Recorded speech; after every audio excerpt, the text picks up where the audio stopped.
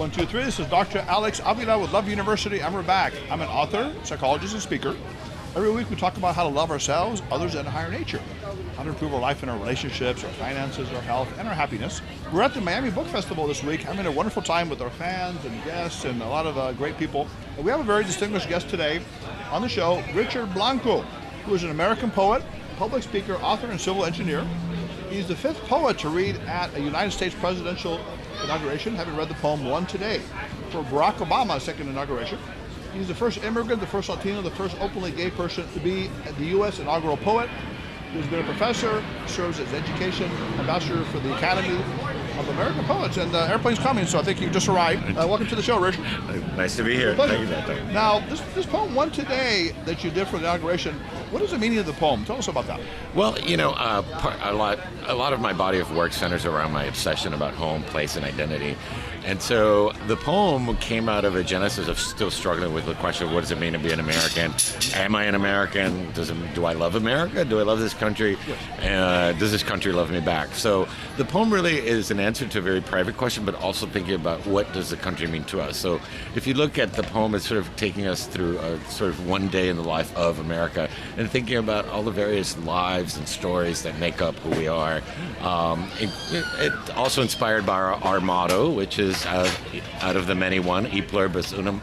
So that's in a way the poem is very public, and at the same time it was something that was very emotional for me as well. It was something that sort of a question that I still carry, an obsession that I still carry in my heart. Yeah, it's great. It's a great honor to be. How were you chosen? Is this just by chance, or did you know people that got you in? No, this is one of the most mysterious processes. You just get a phone call from the White House. Okay. There's no application process. You're not a finalist. I see. Now you wrote the poem before they chose you, or they chose you first? No, they chose me first and asked me to write 3 poems. Awesome. So I had to write 3 poems in 3 weeks. Oh no, that's and they chose the one I read, obviously. Wow, that's really wonderful. Are there any criteria they chose, as far as you know? Surprisingly not. You know, I thought it was going to be much more, deep state kind of agenda. Not at all. Nothing. Wow. Other. They just said they just told me what the theme of the inauguration was. Wow. It was on Martin Luther King Day, which they got special permission to do that on that day. That's incredible. But really didn't edit anything. Didn't give me any kind of agenda, not even a hint of anything. Wow. It was really purely creative. What was your emotion? I know you said you met the president for 20 minutes or something like that. What was your feeling meeting him and also doing the poem? Well, at that moment, again, even at that age, I was 44. I still wasn't sure that that I belonged to the American narrative, or that America. You look young. You're only 44. No, I was 44 back then. And so being in that moment and having the honor of being asked to speak and write a poem to the entire nation really finally made me feel like my story as a Cuban American gay kid growing up in the suburb of Miami, that's part of the American narrative, and the honor of also representing many people in a way, directly or indirectly, that also don't feel they're not quite that person on TV that's supposed to be the real American, right? So it was very emotional in that sense. I finally felt like I really do love this country, and I really do belong to this country, and my narrative is not, it is the American narrative, right? It's very interesting. Now, I think one of your books of poetry, you talked about being Cuban and a gay man in Cuban American culture, looking for the Gulf Motel. Mm-hmm. And you say that trying to understand how I fit between the two worlds, matron gay and Cuban gay. How's the difference in that? Well, because for years I never really wrote about my sexuality, and wasn't sure how to wrap that story or how to approach that story. So I'm gay, so what? So are millions of people, right? And so it dawned on me that who I am, I can't separate the parts of myself. Like who I am as a gay man also has to do everything in terms of who I am as a Cuban, who I am as a poet, who I am as an engineer. And so this idea of cultural sexuality, that the story I wanted to tell was a unique story that Latino LGBT communities have to deal and negotiate different kinds of things that perhaps other cultures don't, and that is part of the story. So that really was my door, and it was started thinking a lot about my grandmother, who was my primary caretaker, and she was a woman who was as xenophobic as she was homophobic. Well, say Cubans may not be open to that as much, like older Cubans. So, right. Were they angry at you? Were they surprised, or what was the whole thing? No, I mean, what I learned in the writing process again was that it wasn't so much that the sin, so to speak, or what was wrong, so to speak, according to my grandmother, was not the being gay, it was, as you know, in Latino cultures with machismo, Oh, yeah. it was the idea of being feminine or Okay. being effeminate. Right. And so my grandmother took it upon herself to like make me a man, like, or make me act like a man. A macho. Yeah, macho, right, Okay. right. So that was interesting, but also that crossed into over her xenophobia. So anything that was culturally odd to her or was too Americano, she okay. also thought of Right. as gay. So like okay. oatmeal was gay, you know? Well, you have some good stories to tell about that. Right? Yeah. Now, you also write, I think, about marriage equality as well, and you had something you wrote about that. Tell us about that part of it. Did you write a poem about that? Ever since serving as inaugural poet, I've been asked to write different kinds of occasional poems, commissioned poems, and commemorative poems. And this was one case where Freedom to Marry, which was the organization that was largely responsible for the tipping point that happened with marriage equality, asked me to write a poem for their 10-year anniversary, which they then produced into a short film, which is widely available on YouTube. So it was a very interesting project. Obviously, it's something very personal because I'm of a generation where the idea of getting married was just not even conceivable when I was growing up. Now, you were single at the time, but then you got married later? No, I've been with my partner for 20 years. So But legally married, no? no, not legally married. We couldn't. Oh, now. No, not yet. But Oh, wait a he minute. proposed just a few weeks ago. okay, all right. I've been busy since the inauguration. We haven't had time to do anything. You have cold feet, you think? Or- Yeah. No, I'm turning into a little bit of a bridezilla, though. Yeah. Oh, okay. Now, the other thing is you also wrote a memoir, The Prince of Los Cucuyos, a Miami childhood. Yes. And I think you say, where am I from? Where do I belong? Who am I in this world? So you're asking certain questions. You say, from a young age, who are you? You talked about your grandma, I think, and the masculine stuff. Monitoring your hobbies. No quilting, she said to you? And what's that? So you don't do any quilting? No, latch hook rod quilts, yeah. And she bribed you to go on a date with the quinceañera or something. Yeah. Okay. So how did all that turn out in your life? Were they okay with your book, or did they get mad? Well, I mean, that was, again, I'm now 51, so the memoir is from age 7 to 17. My grandmother has passed away several years ago, okay. so that's my father, my grandfather. I see. And so, I don't know. I think, in a way, it was a great process for me, and I think I got to, as I say in the dedication to the book, writing that book allowed me to hate my grandmother, forgive her, and love her. I see. It Are was your just parents a- you don't have mom or dad? Excuse me? You don't have a mom and dad around? My mother is, yeah. But there's a language barrier. My mother doesn't read in English. So, Oh, okay. Oh, she'll so know. I have a barrier. I have a built-in buffer because they don't, unless the book gets translated, they won't. We had an author from Haiti, a very well-known female author who wrote a memoir about her family in Haiti, talking about the domestic abuse and all this stuff. And she said they really were angry at her for a while. Yeah. But she said it was her truth, and she had to be authentic, Yeah.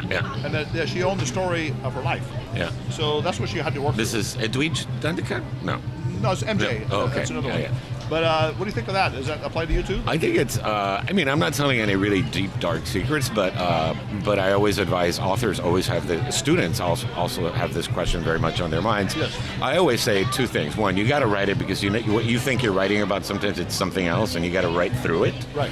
And sometimes it's another truth that you didn't even know you could discover. Right. The other thing is that sometimes. There are these dark secrets that are the pink elephant in the room, and sometimes family and the community are actually appreciate that someone's finally pointing it out, right? Yes. And so there might be an initial phase of, met with rejection or whatnot, but at the end of the day, I think it's always a positive, a cleansing that happens. And again, the third thing I always say, just write it. You don't have to publish it, right? But you have to be true to yourself first, or you can wait to publish it till you feel it's appropriate. Right. It's always a tough call, but I think it's it depends on each individual experience and what they're writing about. Right. Just kind of like a form of therapy. Do you feel it's a form of therapy? Like, people in psychology do journaling, where they write, deep feelings and thoughts. So it can be cathartic. Yeah, so you very express much. Your feelings. Did you have the same experience? Yes, very much, and even writing every single poem is somewhat of a cathartic experience. It's what keeps me addicted to writing and to writing poetry in particular, is because I always learn something new about myself, about my relationship to someone, about the world, about a current event, and it's that kind of deeper thinking that I don't think poetry is therapy, but it is therapeutic in that sense, because it makes you not let life pass you by. You're pressing the pause button, and you're investigating. You're digging into your life. You're questioning your existence, and in that way, these amazing discoveries happen. And so, yeah, it's very much a kind of psychology. I love reading psychology books more than poetry books. I'm going to read some of mine. This will be you. Yeah. Well, I was thinking like, you can answer my question, the power of poetry for the writer and the reader. Mm-hmm. And you're saying it helps you accept yourself. What are some of the benefits of reading or writing poetry? I think there's a great saying by Anais Nin that says writers live life twice. Okay. And I think that happens for us. We go back and go through the fine details, and there's that revelation. Right.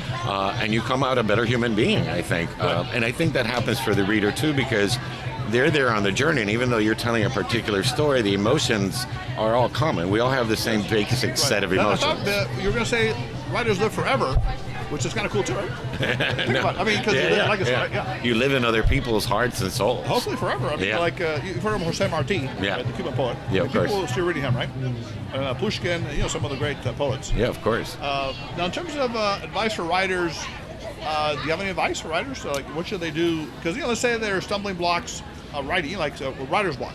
They don't feel they can do it, or they get caught up in everyday life. There's too much going on. They have families or their work busy. So how do you make time for writing, and what's your advice for writing? Yeah, sure.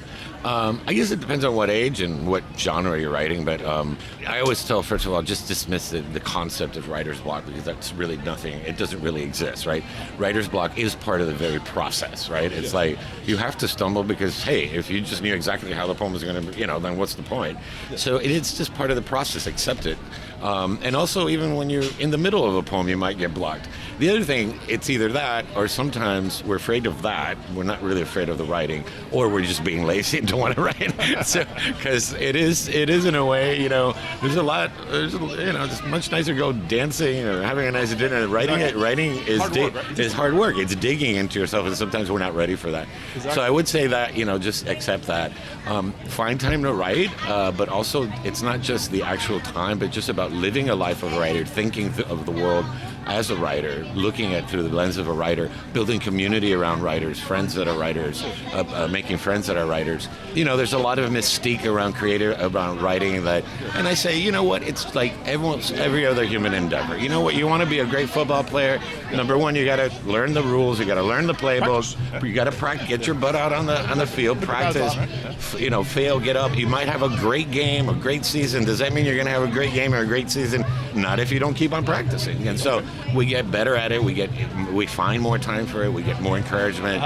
We still fail, and that's part of the process. And it's always, like Maya Angelou said, every time they sit down to write a poem, it's like the first time. Right, exactly. It's like every game is like the first time. If you don't have something at stake and you don't get the butterflies, you don't have anything. Making love like the first time. Yeah, I like that one. That's exactly. No one gets bored of that. Exactly. Well, some ways it's like making love to the world. When you write, right? Because you're putting your heart into it, your soul, right?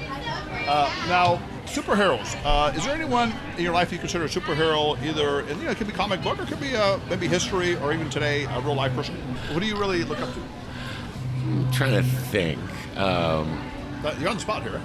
I mean, honestly, like my mother to me is my superhero. Wow. I mean, has always been in a way for so many reasons, but mostly she left Cuba 7 months pregnant with me. Wow. And with my older brother, 6.5 years old, to Madrid.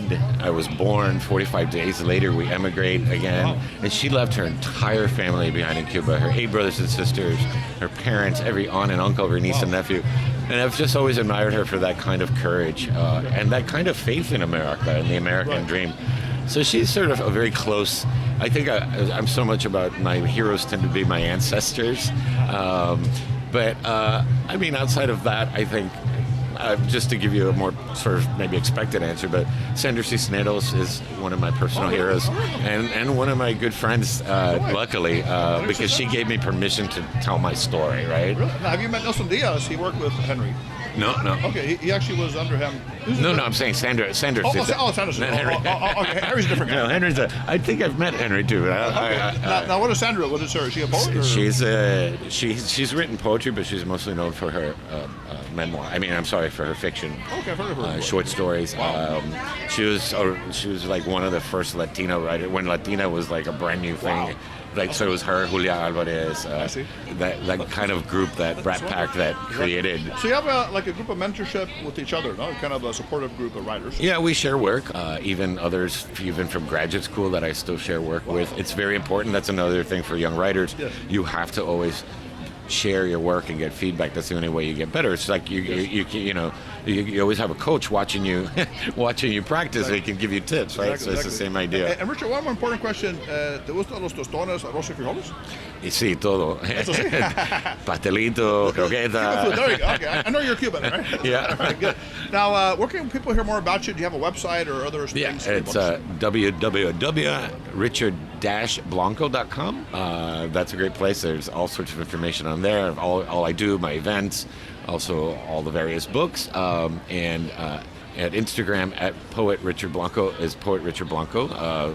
So that's always fun. And Facebook, of course. Yes, well, it's great to have you on the show. You're a pleasure. We'd love to have you on again, Richard. Great. Thanks for coming in. Thank you, Doctor. So, Love University students, if you have any questions, you can email us at loveuniversitylove@gmail.com, 310-226-8090. Visit us at loveuniversity.love. Like us on Facebook at Love University Podcast. Follow us on Twitter and Instagram at Love_U Podcast. Until next time, Love University students, put away your notepads, your books, your iPads, and this is Dr. Alex Avila.